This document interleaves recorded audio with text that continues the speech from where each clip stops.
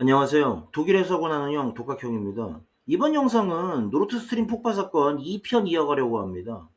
과연 누가 왜 노르트 스트림을 폭파했는지 여러 실마리들을 따라가 보면서 그 별이를 한번 찾아보는 영상이 되겠네요. 들어가시죠. 우선 빌 클린턴 미국 대통령이 1997년에 덴버 G7 정상회의에 보리스 엘친 러시아 대통령을 이렇게 초청한 이래로 G7 정상회의가 8개국 정상회의로 격상됐다. 이렇게 이제 G7 정상회의가 G8 정상회의가 되고 10년 이렇게 쭉 오다 보니까 심지어 이제 2006년에는 G8 정상회담이 러시아 상트페테르부르크에서 이렇게 열리게 된다.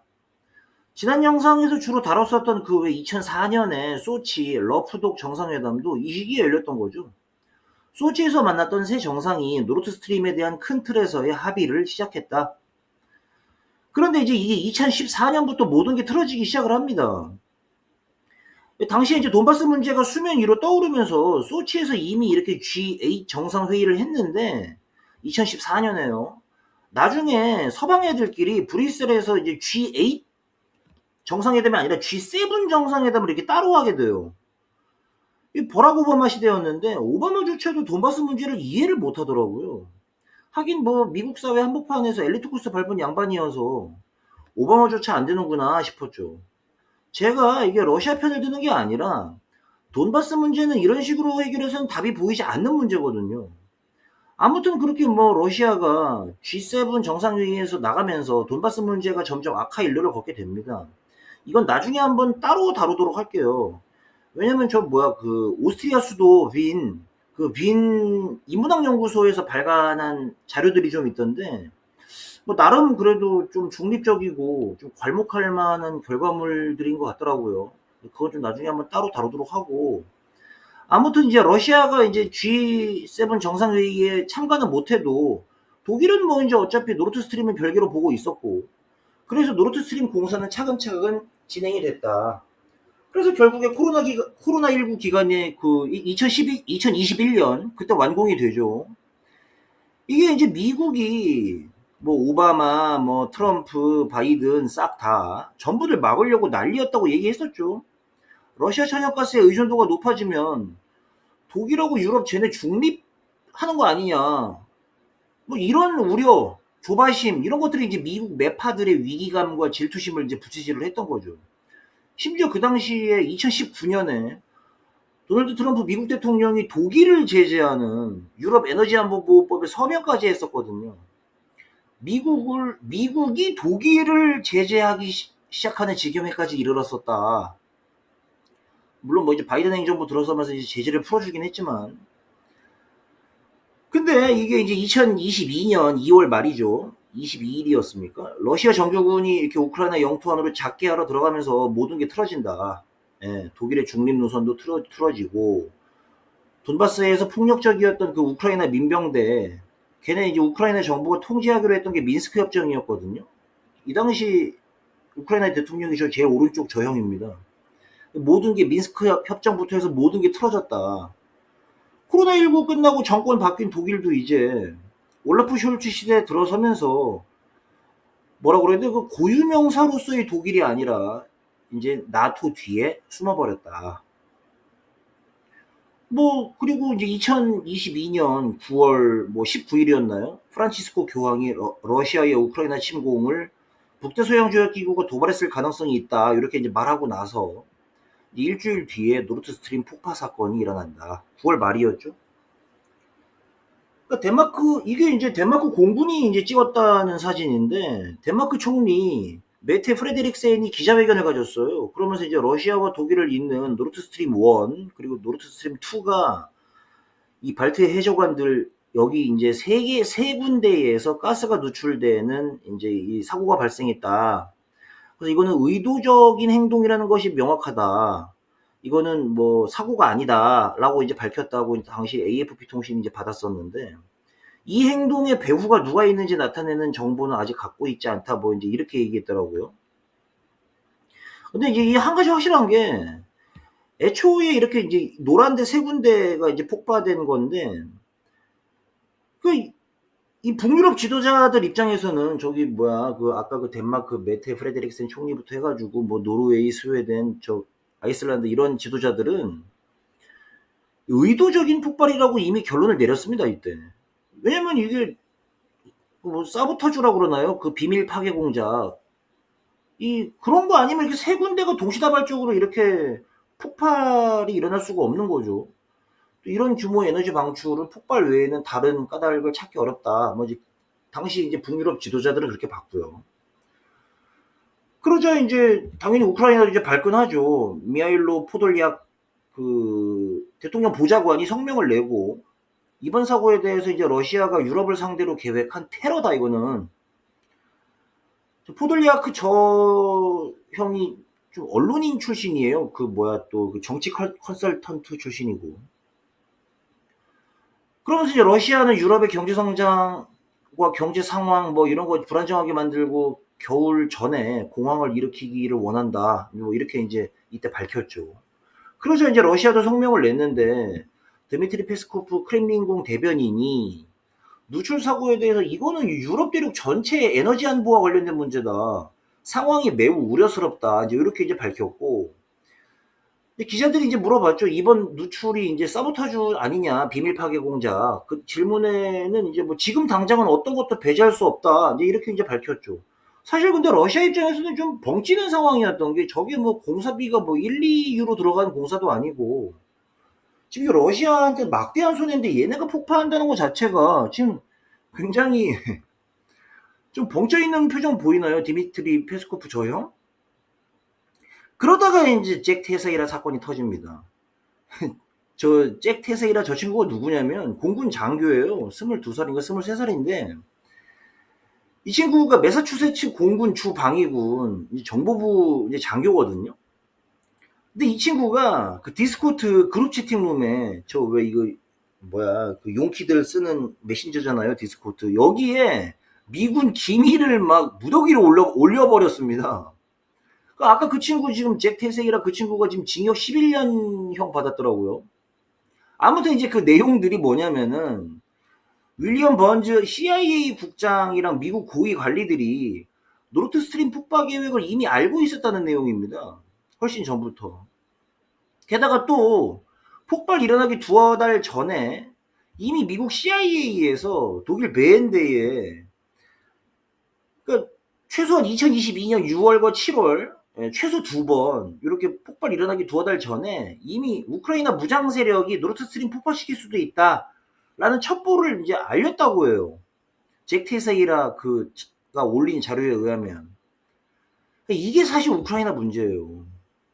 우크라이나 정부가 극우 무장 세력들을 통제를 못합니다. 저 지금 뒤에 저게 이제 뭐 아조우 현대마크인데 이 극우 무장 세력도 얘네가 언제 이게 생긴 애들이냐면은 2013년 11월 말에 2013년 유로마이단 그때 그 탄생하면서 같이 결성된 애들이거든요. 이거 한두 개도 아닌데 아무튼 그 대표적인 애들이 그 프라비 섹테르라고 발음이 맞나? 이제 프리비 섹테르? 프라비 섹테르? 이제 이런 애들인데 얘네가 이제 프라비 섹테르라는 이제 자원봉사자라고 이게 어디 자원봉사자입니까? 그냥 준 군사 조직이죠. 자경단.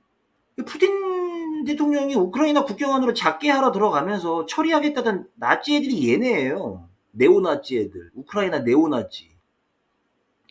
우리로 치면 뭐라고 그래야 돼 이거를. 우크라이나 서북청년당? 예. 그러니까 얘네가 그렇게 또 어린이 수련회도 하거든요.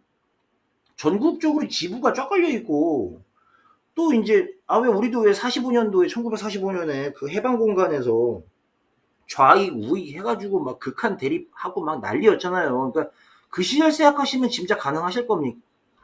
하실 것 같아요. 그러니까 우크라이나가 부분적으로는 솔직히 무정부 상태였다. 우리야 뭐 서북 청년단 같은 또라이 떼거리들 이제 통제가 되지만 우크라이나 같은 극빈국의 예산이 어디 있겠으며 또 경찰력이 뭐 얼마나 대단하겠어요 우크라이나가. 독일조차도 요즘에 극우 세력들을 일망타진 못하고 있습니다. 뭐 그렇다고 쟤네가 뭐 우크라이나 정부 편이냐면 그것도 아니에요. 어차피 저런 무장단체가 한두 개도 아니고 2015년에 BBC 영상 하나 보실게요. 이게 2015년 8월 30날 우크라이나 우파 시위대가 키이우 국회의사당 공격했던 사건이거든요. 이때 경찰 1명 죽고 100명 다쳤습니다. Parliament has just voted to pass the first reading of these constitutional changes, granting limited autonomy to the eastern regions. As you see, things have gotten very violent very fast. This was a peaceful demonstration until the start of the actual vote.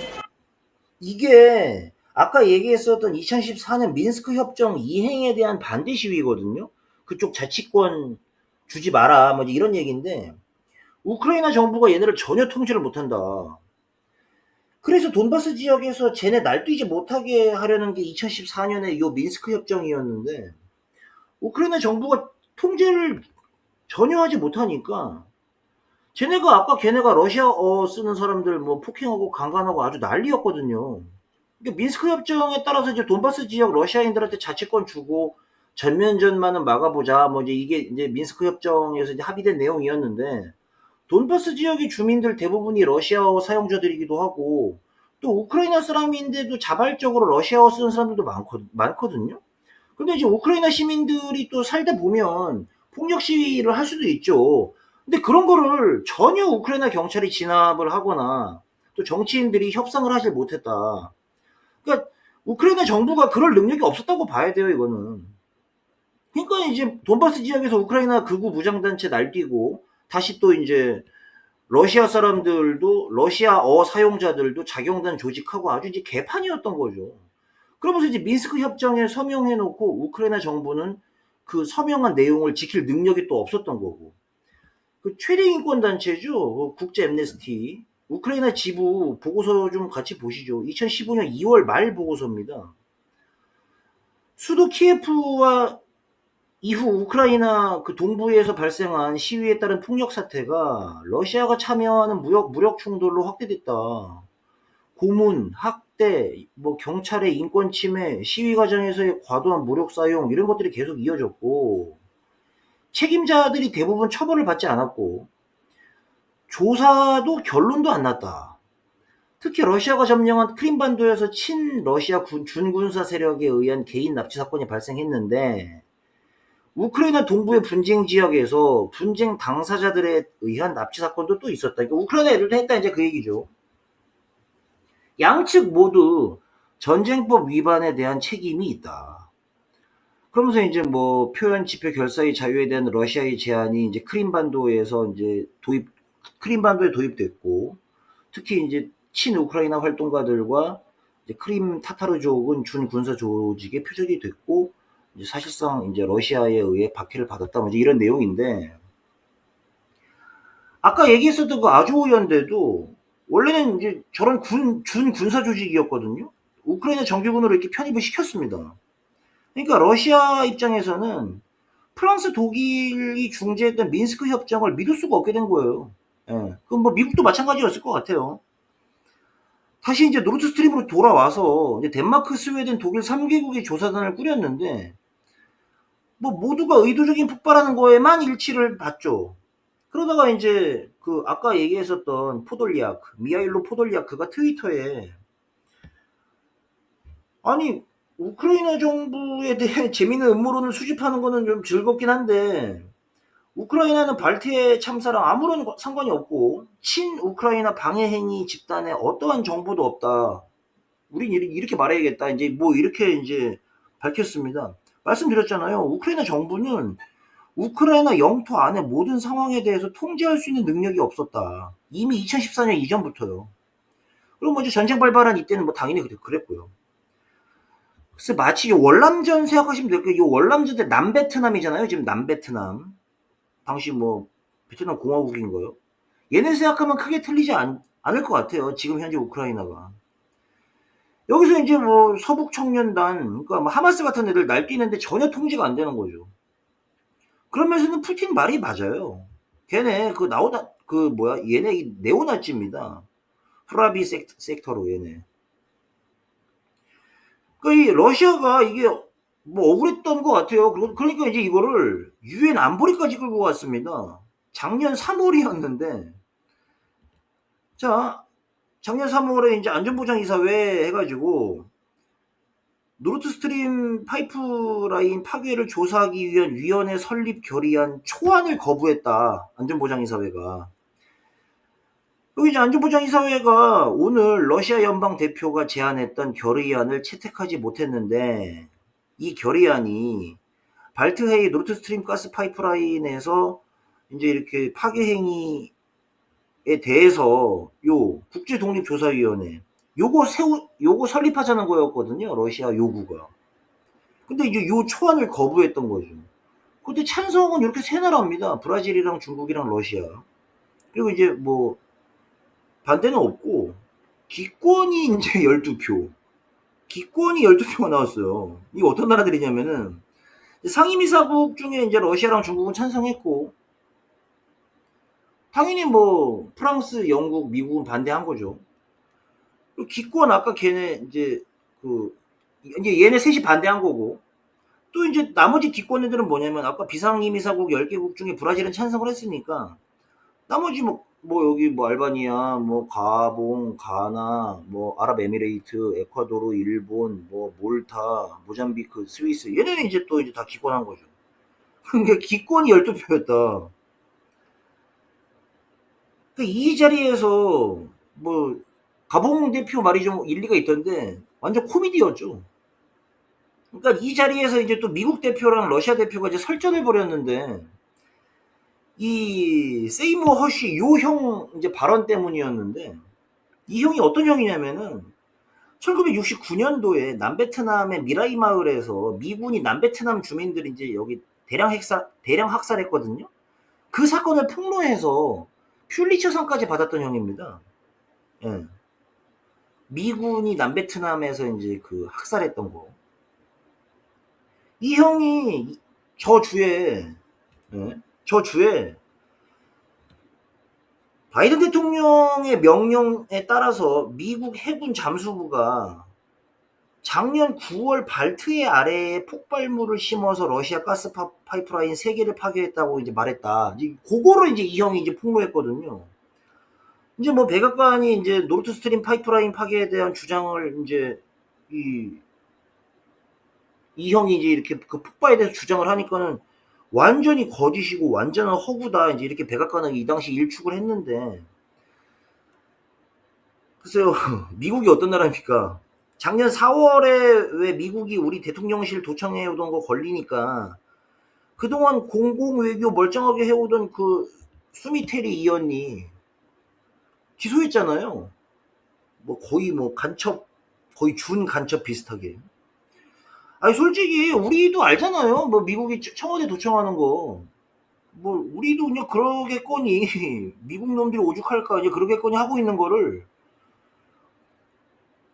저렇게 이제 멀쩡한 합법적인 로비스트도 이제 갑자기 준 간첩 비슷하게 조지면서 대응 카드 만드는 나라 아닙니까 미국이. 나름 지들 딴에는 철저하게. 결국 아까 그 덴마크, 스웨덴, 독일 3개국 합동조사단 걔네 결국에 덴마크랑 스웨덴은 모르겠다고 손 뗐습니다. 그럼 독일 혼자 지금 조사한다고 하고 있는 건데 독일도 발표 못하죠 이제.